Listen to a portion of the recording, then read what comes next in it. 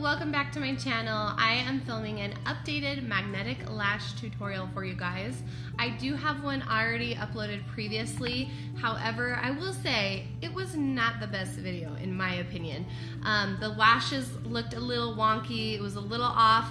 I was honestly just so excited to get my hack out there that I didn't care how bad it looked. I just wanted you guys to be able to enjoy these and get as excited about them as I was. So thank you guys for all of those of you who subscribed after watching that video, even though it was a bit of a hot mess.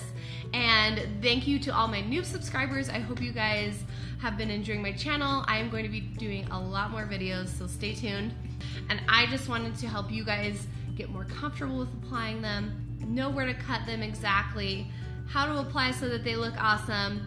My biggest key, you guys, is practice makes perfect. They are gonna feel wonky when you first put them on. They're going to take some time to get used to, but I promise it is so worth it because they look awesome. So if you wanna see my updated hack video on magnetic lashes, just keep watching. Okay, so let's jump on in. So as you can tell, I have all of my makeup done except for my falsies. Now, I recommend putting on your falsies last always.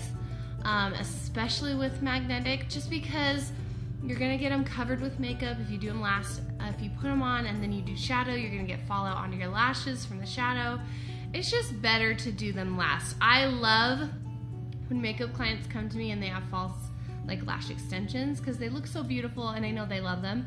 But honestly, I kind of am like dying inside a little because I know I'm gonna cover them up with makeup and I'm not gonna be able to scrub them off and get them clean properly. And so just do your lashes last if you have the availability. So I take the Ardell Magnetic Lashes in the double 110s. Now these are the less voluminous, less full size. So if you watched my other video, which I will link below, I showed how I keep the top strips whole, but I cut the bottom pieces into 3 pieces. Now, my eyes are shorter than most, so when I cut my magnetic lashes, I have to cut the last magnet off, period, just to fit my eyes. But if you have bigger sized eyes, you won't need to do that. So what you can do, because there are 4 magnets, as you can see, you can cut the front, cut the back, and then leave the middle as 2 pieces, which I think is actually easier to do it this way. Otherwise, if you have to cut off that last magnet like I do just to get it to fit the length of your eyes, it's pretty simple. So you have 3 left. So you're gonna cut here, and then you have 3 pieces. So I leave the top intact and then I cut the bottom. And what I do is, because they're magnetic, I just store them on my metal mirror. That's the easiest way that I have found to store them. So I'm just gonna show you. Here's my pieces.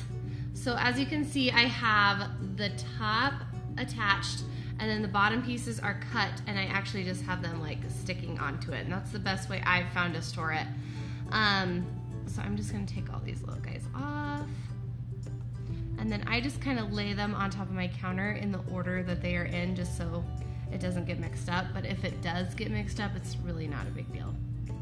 And they're pretty easy to tell because they're tapered. So another really common question I get asked is if there are plastic tweezers so that your tweezers won't attach to the magnets.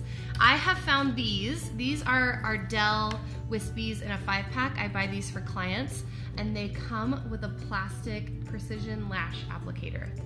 So there you have it. Now, I don't get bugged by using a magnetic tweezer because I just don't grab it next to the magnet. So I don't have a problem with it, but I know I get asked a lot. I'm gonna take the top piece, and then I'm gonna grab that inner corner part first, and I'm just gonna grab it in the middle of the lash again, just so that it doesn't stick to my tweezers. What I do, and I hope you guys can see, I'm going to lay it on, just on top, holding it. I'm gonna click my inner corner into place first, so that is secure. And then I'm gonna take my outer corner, pop this bad boy on, and you can kind of press and wiggle them to get them really close against your lash line. And then you just tap the center in place. I think the center is the easiest because it pulls together. Okay, my inner corner is looking a little wonky. So what you can do is just take it off, grab it again, and then I'm really gonna push this one down to get it as close to my lashes as possible.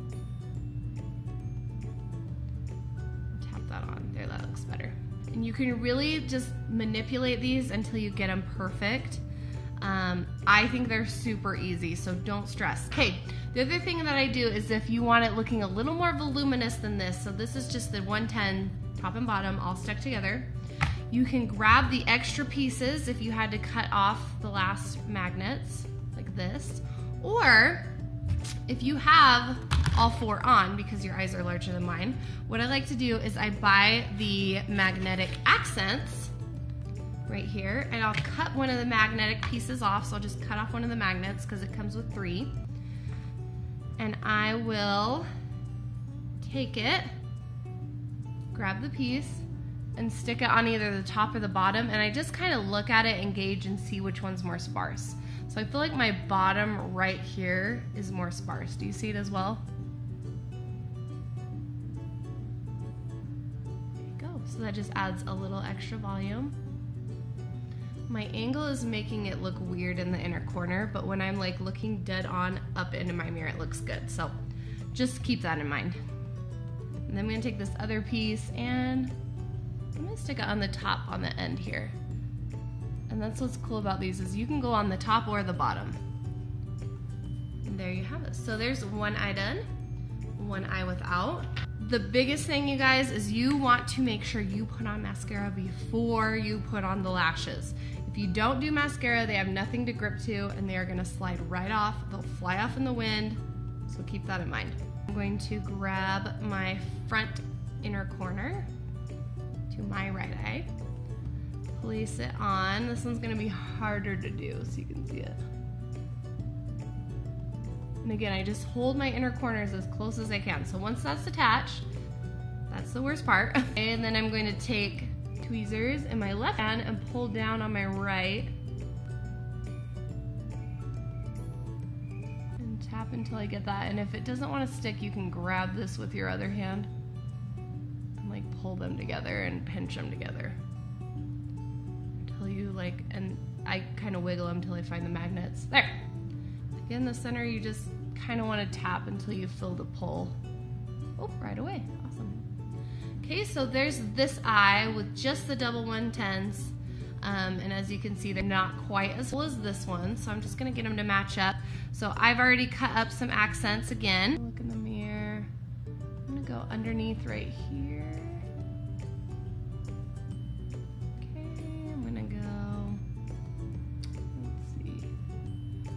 Looks a lot more sparse than this one. Am I crazy or do you see it too? Then I'm gonna go on top in the middle.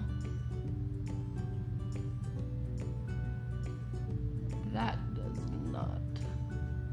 If it sticks on the wrong spot, mine just grabbed the outer corner. Just pull it off, it's not a big deal. That's the best thing about these is they're so easy to manipulate and work with. Oh, there's the center, there we go. Okay, and I'm gonna grab one more accent. I don't like the way this one is sitting, so I'm gonna pull this one off again. I just think it's a little too long for that area, and I'm gonna grab one that looks a little shorter. There we go. Now they're better evenly matched. And again, they don't have to be perfect. That's what's so awesome about these and makes them look like lash extensions, is lash extensions never look perfect. They're always just a little different, which is just like how your natural lashes would be. And again, it's so cool because you don't see that weird line where your lashes end and the false lashes start because your lashes are sandwiched in between. So there you have it. So again, I use the Ardell Magnetic 110s and the Magnetic Accents.